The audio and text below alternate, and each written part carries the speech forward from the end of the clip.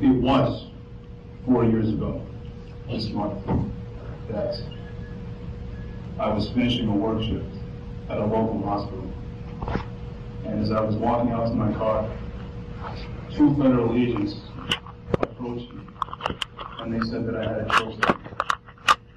They said that I could do things the easy way or I could do them the hard way. The easy way, as they explained, was that I become an informant for the government. And if I did so, I would never have to see the inside of a courtroom or a prison cell. The hard way is what you see before you. Here I am, having spent the majority of the 4 years since that day in a solitary cell the size of a small closet, in which I'm locked down for 23 hours a day, living with rapists and murderers and home invaders and child molesters. The FBI and these prosecutors worked very hard, and the government spent millions of tax dollars to put me in that cell, to keep me there, to put me on trial, and finally to have me stand here before you today to be sentenced to even more time in the cell. In the weeks leading up to this moment, many people have given me their suggestions as to what it is I should say to you. Some suggested that I should plead for mercy in hopes of a light sentence. Others suggested that I'm going to be hit hard either way. What I want to do for the next couple of minutes is simply to talk about myself. When I refused to become an informant, the government responded by charging me with the crime of supporting the Mujahideen fighting the occupation of Muslim countries around the world, or as they like to call them, the terrorists. But I wasn't born in any Muslim country. I was born and raised right here in America. And it's something that angers many people, that I could be an American and believe the things I believe and say the things that I say and take the positions that I take. But everything that a man is exposed to in his environment is like an ingredient which shapes his outlook and shapes his life in one way or another. And I'm no different.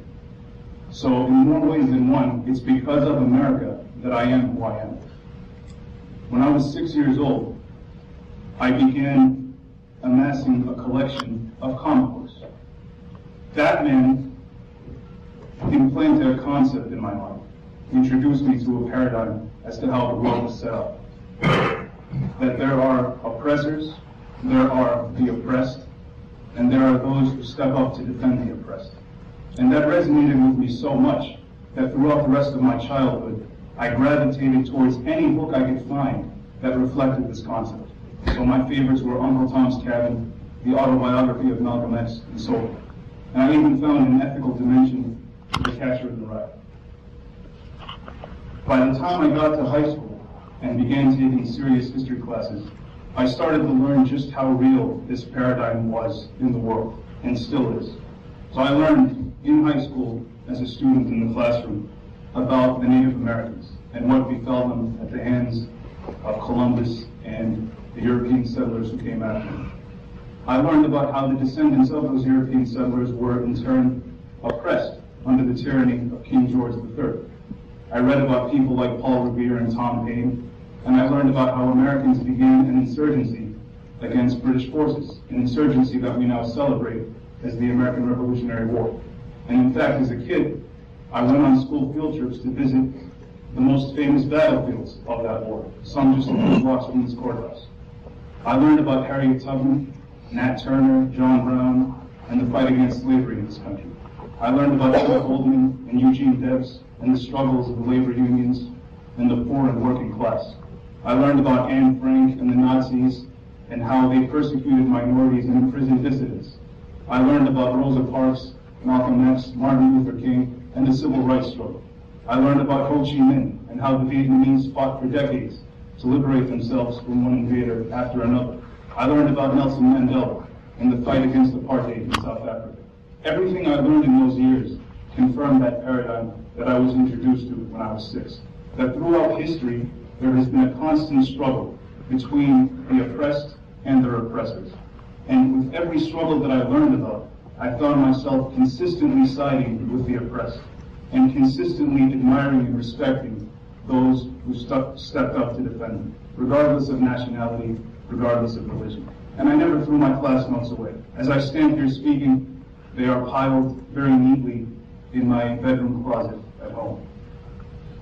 From these personalities and names and figures in history that I learned about, one stood out for me above the rest.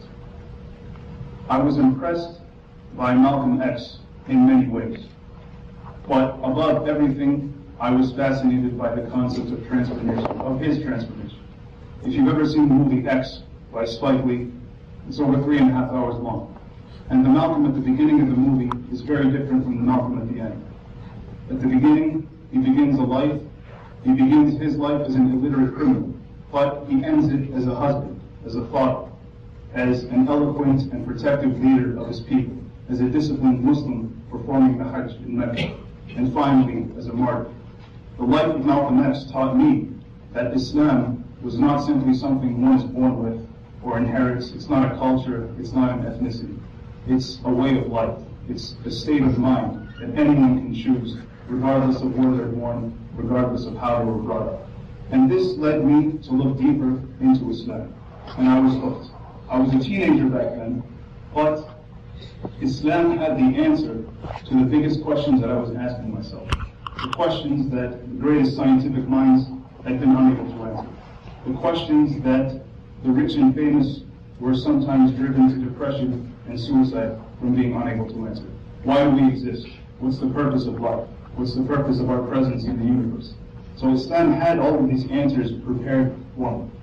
Not only that, but it had the answer of exactly how we are supposed to exist. And because there's no hierarchy, because there's no priesthood in Islam, I was able on my own to immediately and directly dig into the Quran and the teachings of the Prophet Muhammad ﷺ and begin this journey of learning what this was all about, of the implications of Islam for me as a human being, as an individual, on the people around me, on society, and on the world as a whole. And the more I learned, the more I began to value Islam and cherish it like a piece of gold, like my own personal treasure. This was back when I was a teenager. But even today, and despite the pressures of the last few years, I stand here before you and before everyone in this courtroom as a very proud Muslim. With that, I began to look at what was happening to Muslims in different parts of the world. And everywhere I looked, I saw the powers that be trying to destroy what I loved.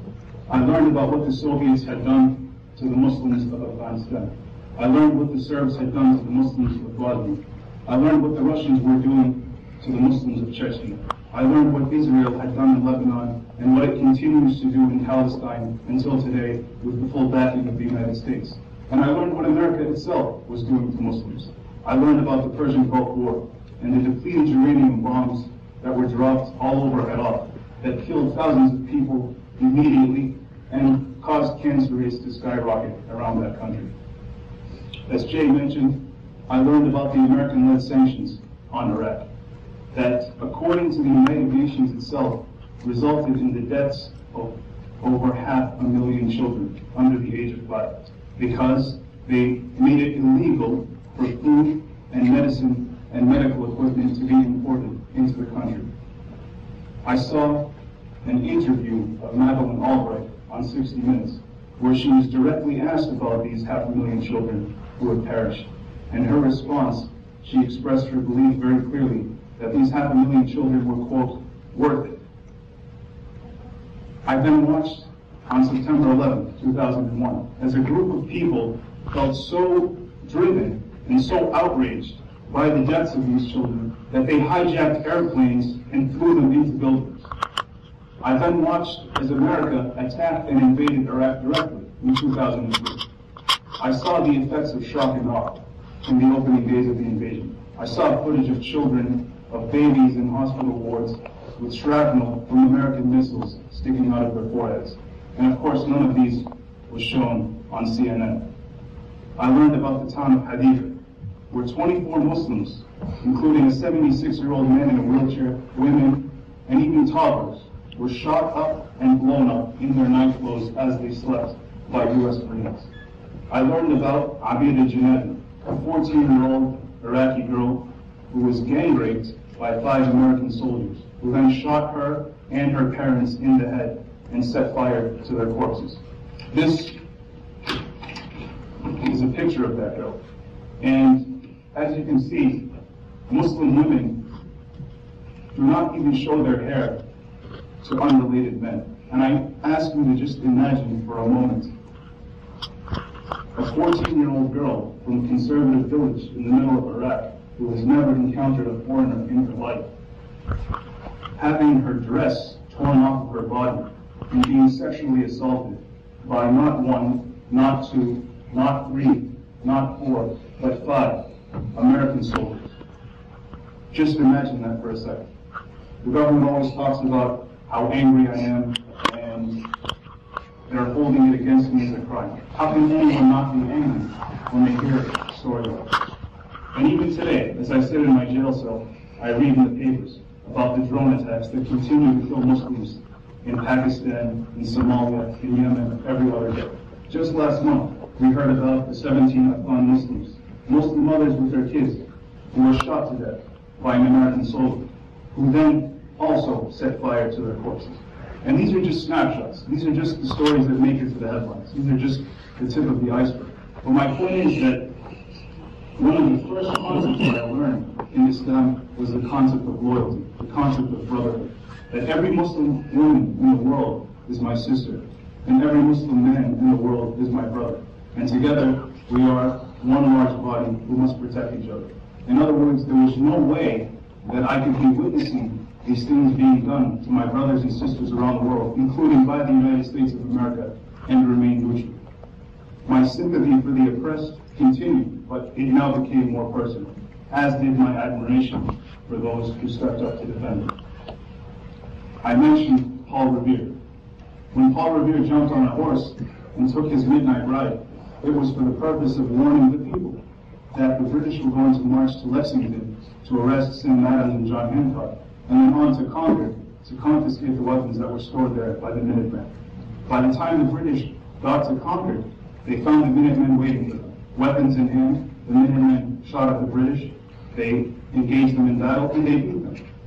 And from that battle came the American Revolution. There's a word in Arabic which describes what those Minutemen did that day. And that word was mentioned many times in this courtroom: jihad. And this is what my trial was about. This is what all those videos and all those translations and all this childish bickering over, oh look, he translated this paragraph and he edited this sentence and all these exhibits, this is what it all revolved around, this single issue. Muslims defending themselves against American soldiers, doing to them exactly what the British did to America. It was made 100% crystal clear at trial that I never, ever plotted to kill Americans at shopping malls or anywhere else. The government's own witnesses contradicted their accusation. We brought expert after expert and put them up on that stand for hours to dissect my every written word, to clarify my beliefs on that matter. Furthermore, when I was freed, the government themselves sent an undercover agent to try to ensnare me in one of their little fake terror plots, and I refused to participate in that. But mysteriously, the jury never heard about that. So this trial was not about my position on Muslims killing American civilians. This trial was about my position on Americans killing Muslim civilians. And that position is very simple, that Muslims should defend themselves from foreign invaders, whether those invaders are Soviets or Americans or Martians. This is not terrorism and it's not extremism. It's the simple logic of self-defense. And it's what the arrows in that seal above your head represent: defense of the homeland. If someone breaks into your home to try to rob you and to try to harm you and your family, logic dictates that you will do whatever it takes to expel that invader from your home. But when that home is a Muslim land and that invader is the U.S. military, for some reason the standards suddenly change, and common sense is renamed terrorism. And those people fighting to defend themselves and their families and their honor become the terrorists. And even though they're defending themselves from people who cross the ocean to come and kill them, they're accused of killing Americans. The mentality that America itself was victimized by when British soldiers walked these streets 2.5 centuries ago is the same mentality that Muslims are being victimized as American soldiers walk their streets today. And it is the mentality of colonialism. Last month, when those 17 Afghans were killed, I followed the debate in the media. I followed the discussion. And what I noticed was that people were focusing entirely on the soldier, on his life, on his stresses, on his PTSD, on the mortgage on his home, as if he was the victim. Nobody said anything about the people that he actually killed, as if they're not even real, as if they're not people. And unfortunately, this mentality trickles down to everyone in society, whether they realize it or not. Even with my own lawyers, it took 2 years of weekly meetings and discussions and explaining and clarifying and trying to simplify my logic. 2 years before they were finally able to think outside the box and at least ostensibly accept the logic of what I was saying. 2 years.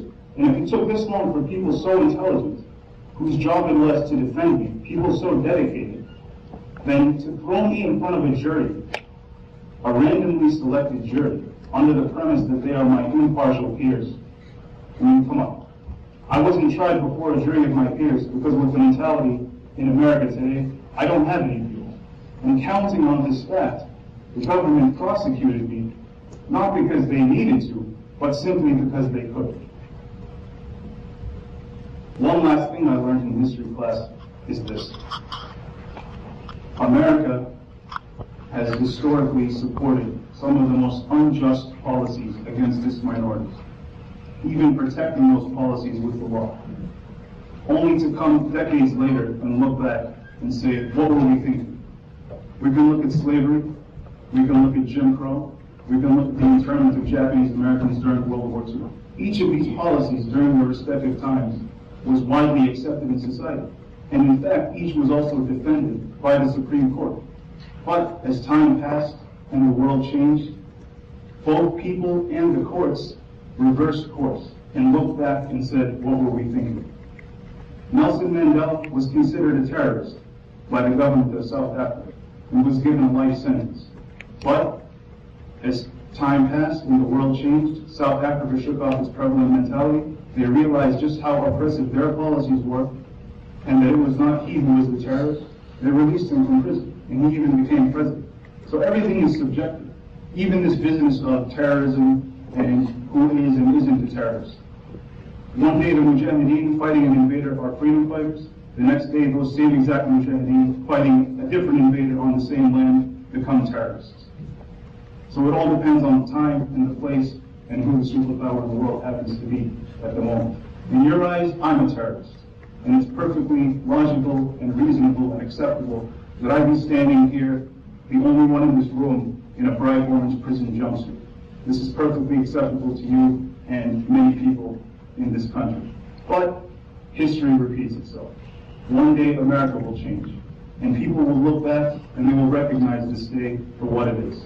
They're going to look back at how hundreds of thousands of Muslims were killed and maimed by the U.S. military in foreign countries, yet somehow I'm the one standing here about to go to prison for conspiring to kill and maim in those same countries, because I support the Mujahideen who are defending those people. The government spent millions of dollars to imprison me as a so-called terrorist, but if we were to bring this girl back to life at the moment that she was being raped by your soldiers and put her on that stand and ask her who she thinks the terrorists are, she sure as hell wouldn't be looking at me. The government repeatedly says that I obsess over violence and I obsess over killing Americans. But there is no lie more ironic that I have ever heard.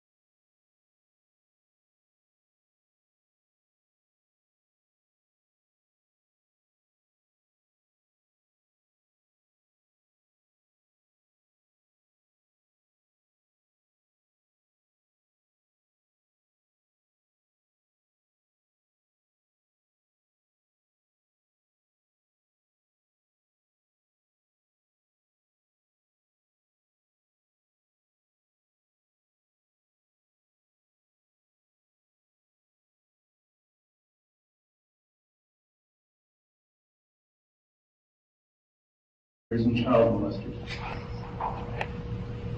The FBI and these prosecutors worked very hard, and the government spent millions of tax dollars to put me in that cell, to keep me there, to put me on trial, and finally to have me stand here before you today to be sentenced to even more time in the cell. In the weeks leading up to this moment, many people have given me their suggestions as to what it is I should say to you.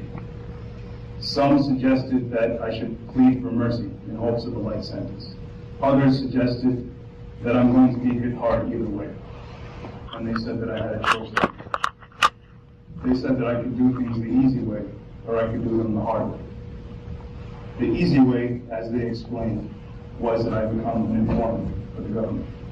And if I did so, I would never have to see the inside of a courtroom or a prison cell. The hard way is what you see before you.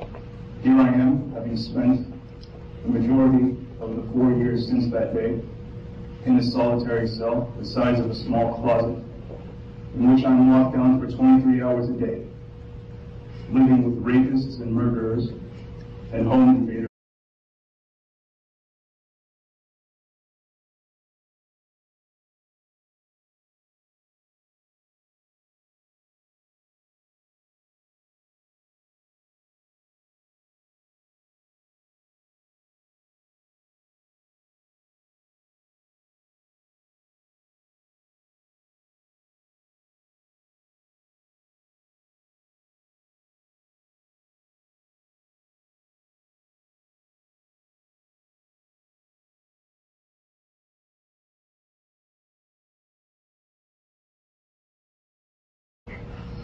What I want to do for the next couple of minutes is simply to talk about myself. When I refused to become an informant, the government responded by charging me with the crime of supporting the Mujahideen fighting the occupation of Muslim countries around the world, or as they like to call them, the terrorists. But I wasn't born in any Muslim country. I was born and raised right here in America. And it's something that angers many people, that I could be an American and believe the things I believe and say the things that I say.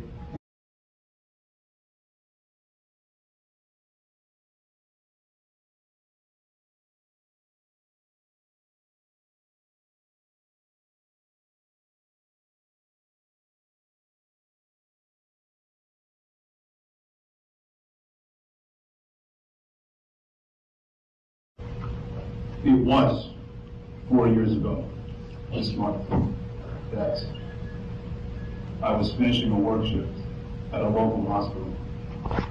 And as I was walking out to my car, 2 federal agents approached me